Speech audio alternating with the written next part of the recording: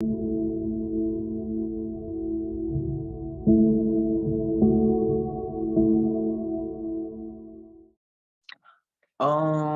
Shanti, good day. Welcome to this Power Boost meditation. My name's Judi, and I am so delighted to travel with you into an experience. And this is all about power. Yes, it's called Power Boost. So talking about power. And when we talk about power in a physical sense, it's all about this ability to hold on, so definitely if I'm in a fitness setting, it's how heavy a weight can I carry and how long can I hold on to something? How long can I endure? So these are the concepts of power we have in a physical sense. But of course, when it comes to spirituality, everything is upside down. So from a spiritual perspective, it's the exact opposite. So it's not about how heavy a weight can I carry or how much can I hold on. In spirituality, it's all about how light can I become? Am I able to let go? I think most people know if they're constantly thinking about something, maybe a past memory, and it's causing them pain, keeping them stuck. I think they figure out, I need to let go. But that's even more irritating because it's then how? How do I let go? And spirituality also has a suggestion around this. Yes, letting go is the answer. That's what I need to do, but how? And what's suggested is replace. Whenever we're dealing with addictions, we're so addicted to holding on to certain ways of thinking, certain attitudes, memories. Whenever we're dealing with addictions, we use a process of replacement. Focus on this, and you'll naturally be able to let go of that. So rather than just saying, let go, moving in front of ourselves, something else to experience or hold on to that will help us to let go. So let's explore that possibility, developing real power, the power to let go. Sitting comfortably wherever you are, and eyes can be open if you choose to experiment. So it's easier to integrate this practice into my day-to-day life. I focus just on the body and this idea of letting go with respect to the body. It's still me, the being, but how do I conduct myself relative to the body? Am I able to let go even through the vehicle of the body? The body has very natural processes such as breath. So I take that breath into the body, full of oxygen, rich with all the body needs. And then the idea is I exhale or let go of what is no longer needed. But what we're seeing is that even our physical breath is no longer natural, letting go. We like to take the breath in, but especially when we're anxious, it becomes very difficult to exhale, to let go. we have shallow and short breathing, not able to exhale, or even tension in the body. These classic places you might be holding tension in the body right now. The fingers, solar plexus, the torso, the shoulders, the jaw, the forehead. You probably know where you hold tension, and doing that over a long period of time eventually can lead to pain. So taking a deep breath now and understanding where I hold tension in the body, I visualize exhaling slowly to that place where I hold tension. 4 counts to inhale and 8 counts to exhale, especially to that place I hold tension. Again, 4 counts to inhale and 8 counts to let go, melting the tension in the body. That's a very concrete exercise. But of course, the muscle that tends to hold the most tension is the muscle of the mind. As if the mind is like a hand, and more often than not, the muscle or hand of the mind is being held in a fist,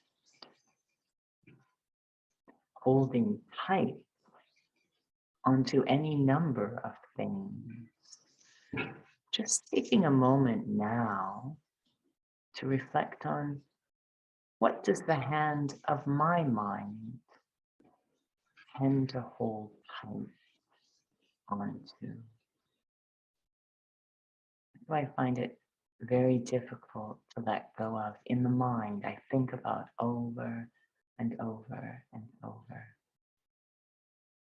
Are there any patterns to the things my mind holds tight onto? Reflecting for a moment.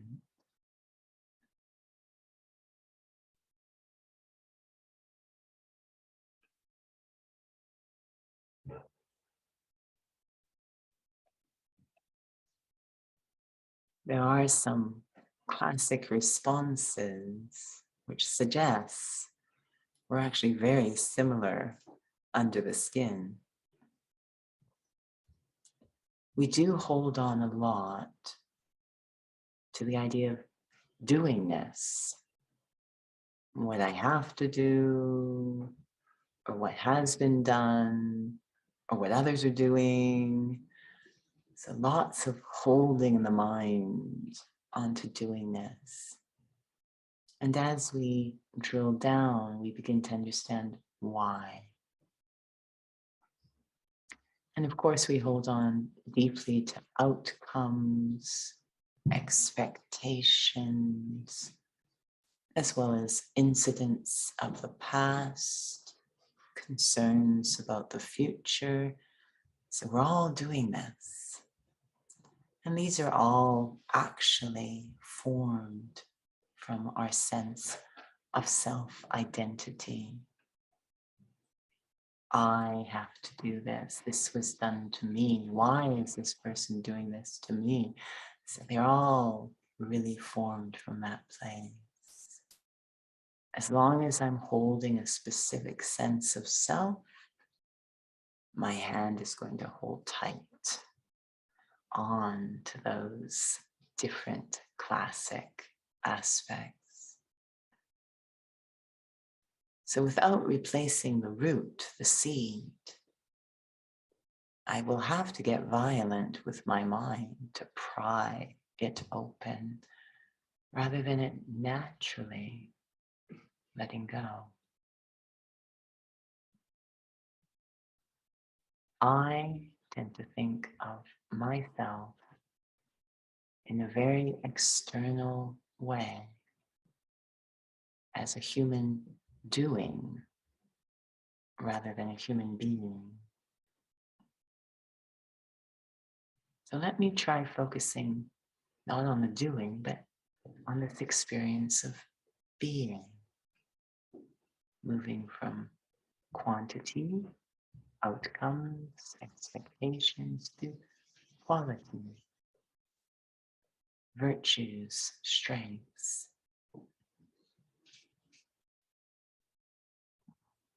Within the self, this being that is me, there are some beautiful treasures. The most powerful being a capacity for peace. Peace is not a reaction, it's a state of being. Am I in a peaceful state? And that capacity to be peaceful resides within every human soul. We're so busy attaching to the outside world to experience it that we miss accessing that capacity within.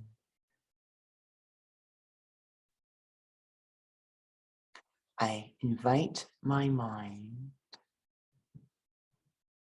to hold the thought. There is an unlimited reservoir of peace inside, waiting to be tapped into. Like a hidden river or ocean inside. Focusing on that possibility. And I start to notice that as my mind becomes busy in entertaining that thought, it's starting to let go a little of the usual stuff it thinks about. That there is this beautiful reservoir of peace within the self. And if water comes in this peaceful state, and tapping into it, focusing on it, naturally letting go of any other thoughts and just this peaceful reservoir within. And just by focusing,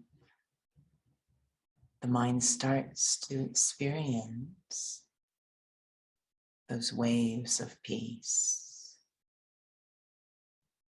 the water of peace, starting to fill the space of my mind.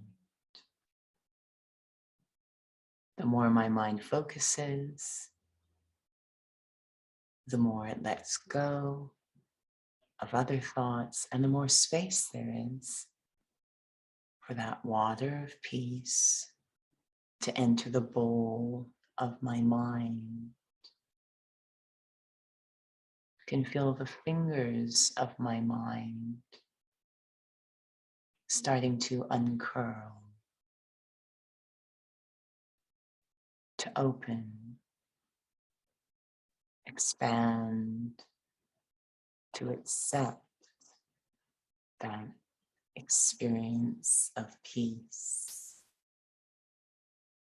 The cool, calm water of peace washing through my open mind. And as peace washes through the mind, And the mind continues to open that hand of the mind to accept. I notice it washing away anything that's unnecessary in the mind. The feeling, that's okay. I don't need to think about that right now. It's not really necessary. So the mind becomes lighter. And as the water of peace washes through the mind, it starts to soften, to smooth out any rough edges that might have formed in that fisted mind.